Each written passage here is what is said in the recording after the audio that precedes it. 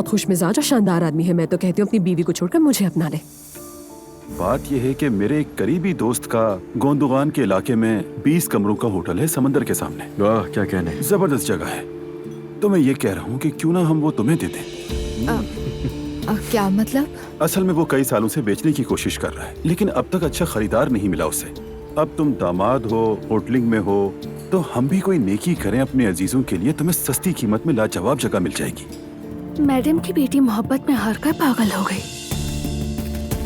देख लिया आपने मेरा साथ नहीं दिया, इसीलिए ऐसा हो रहा है। मुझे एक आम स्टूडेंट की तरह ट्रीट करके खुद को अजीम साबित कर दिया। अगर मुझे बचाया होता तो किसी में इतनी जुर्रत ना होती।